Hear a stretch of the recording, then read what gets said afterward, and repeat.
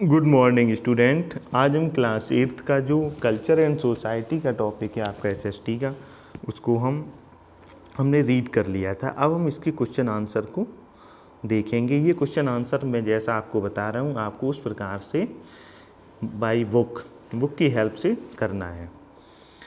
पहले तो आपको हम रिवीजन के तौर पे आपको बता दे रहे हैं, क्विक रिकैप करा दे रहे हैं पूरे चैप्टर का। Modern period begin in Europe in the 16th century and India in the 18th century.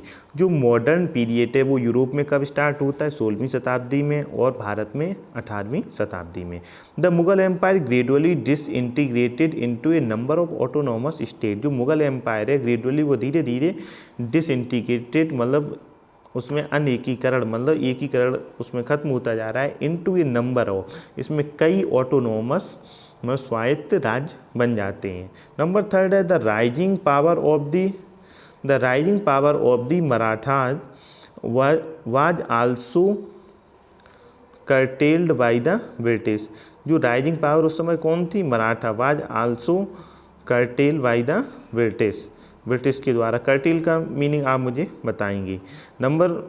Next है हमारा the 18th century was a period of political turmoil and economic stagnation. जो 18वीं शताब्दी है का जो पीरियड है वो पॉलिटिकल टर्मोइल मतलब राजनीतिक खलबली का समय है, एंड इकोनॉमिक स्टैग्नेशन, इस समय आर्थिक निष्क्रियता भी दिखती है।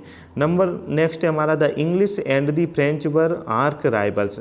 इंग्लिश और ये आपका पहले भी आया तो वही लाइन्स है इसमें।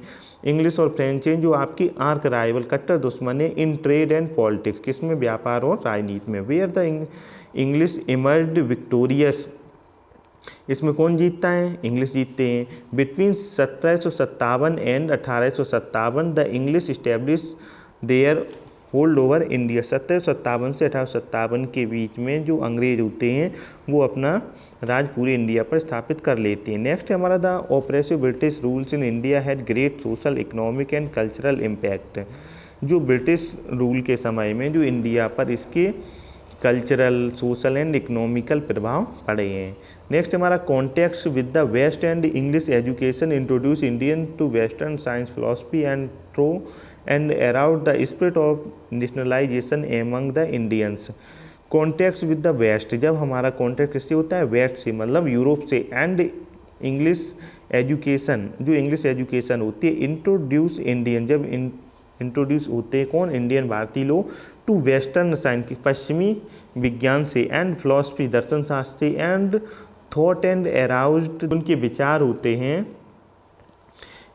और around spirit of nationalism among the Indians, और उनमें राष्ट्रभक्ति की भावना पैदा होती है। फिर आता है dissatisfaction among warriors section of society lead the revolt of 1857। जो असंतुष्टि का एक आपको बड़ा रिवोल्ट उसमें दिखेगा, 1857 का विद्रोह है। The company rules came to an end the authority now passed on the crown. उसी के बाद क्या होता है? जो कंपनी का रूल है केम टू एंड, उसका खत्म होता है। Authority now passed on the crown के पास कब जाती है? 1858 में। Struggle for independence started in 1905। जो स्ट्रगल है स्वतंत्रता का वो 1905 से स्टार्ट होता है, किसमें? Under the leadership of Gandhi ji. Our country got freedom in 1947। किसके नेतृत्व में? गांधी जी के में। कब आज़ादी मिलती है? 1947 में। And Beckham A sovereign democratic Republic on 26 जनवरी 1950। और भारत 26 जनवरी 1950 को क्या हो जाता है? एक सॉवरेन संप्रभु अथॉरिटी हो जाती है। नेक्स्ट आता है integration of state by done by Sardar Patel. जो भारत का एकीकरण किसने किया? सरदार वल्लभ भाई पटेल ने। Reorganization of states was done in various phase. जो रीऑर्गेनाइजेशन स्टेट का होता है वो वारियस फेज में होता है। जैसे कि आप देखेंगे 1971 की समथिंग पूरी तरीके से लगभग हो जाता है। Primary source of history include original document. जो प्राइमरी सोर्स हैं हिस्ट्री वो किससे? ओरिजिनल डॉक्यूमेंट से। आर्कियोलॉजिकल एविडेंस, जो प्रातात्विक साक्ष्य हैं, ऑडियो कैसेट्स हैं, फिल्म्स हैं, etcetera. Book, magazine, article, review etcetera the secondary source. जो आपके बुक्स, मैगजीन, आर्टिकल, रिव्यू, ये क्या है आपकी सेकेंडरी सोर्स। अब इसमें आपको क्वेश्चन आंसर कंप्लीट करना है और इसको फिर नोटबुक पर नोट करते जाना है। ये आपको सेल्फ ही छांटने हैं, क्योंकि अगर आपको नहीं समझ में आता है आप पुराने वीडियोज में जाके देखिए और फिर इनको सॉल्व करने का प्रयास कीजिए। Historians have divided history into, कितने पार्ट में आपको बताया गया है कि हिस्ट्री को हिस्टोरियन ने, जो इतिहासकार हैं, उन्होंने कितने भागों में डिवाइड किया है। 2 पीरियड, 3 पीरियड्स, 5 पीरियड्स, 4 पीरियड्स। आप बुक में जाके इसको क्लियर करेंगे। The foundation of the Mughal empire was shaken by the invasion of, जो foundation of Mughal empire was shaken by the invasion of किससे होता है? तैमूर से, अहमद शाह अब्दाली से, नादिर शाह से, नन ऑफ दीज। इसको आप बुक से कंप्लीट करेंगे। Next the battle of Panipat proved disasters for the Maratha. वह पानीपत की कौन सी लड़ाई थी जिसमें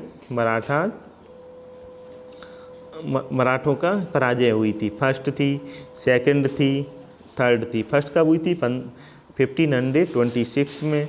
सेकंड कब हुई थी? 1556 में। और थर्ड हुई थी 1761 में। फिर आता है fill in the blanks. The company rules came to end in. The company rules came to end in, ये आपको बुक की मदद से कंप्लीट करना है। इसी प्रकार से आप क्या करेंगे, जो आपके टिक करने वाले हैं करेक्ट स्टेटमेंट, सही पर आपको, जो आपका क्वेश्चन, जो लाइन सही होगी उस पर सही का टिक करना है और जो रॉन्ग है उस पर गलत का निशान बनाना है। तो इस प्रकार से आपको ये वर्क कंप्लीट करना है।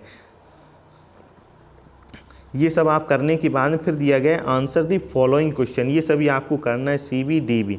Answer the following question briefly. इनका क्या है, आपको संक्षिप्त में उत्तर देना है।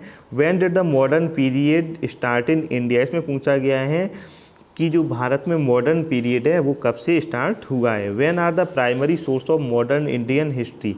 तो अभी आपको जब हम अभी पढ़ा रहे तो उसी में इस लाइन का आंसर आया था। What are the primary source of modern Indian history. जो मॉडर्न इंडियन हिस्ट्री है उसका प्राइमरी सोर्स क्या है। Name the secondary source of modern Indian history, ये भी अभी आपको बताया था। When did India became a republic. इसमें पूछा गया भारत रिपब्लिक कब हुआ है। रिपब्लिक का मतलब गणराज्य, गणतंत्रता उसे कब प्राप्त हुई थी, मतलब लोगों का शासन उसे कब मिला है। Answer the following question in detail. इन आंसरों को आपको किस में लिखना है, डिटेल्स में। Give an outline of the major development during the 18th century in India. Give an outline the major development, जो बड़े डेवलपमेंट विकास हुए हैं during the 18th century in India, 18वीं शताब्दी में, उनके बारे में आपको जिक्र करना है।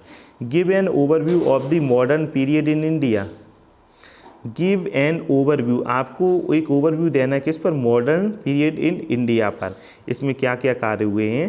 Throw some light on the decline of Mughal empire. Throw some light, आपको क्या डालना है, प्रकाश की डेक्लाइन जो मुगल एम्पायर का होता है उस पर। Describe the various source of modern India history.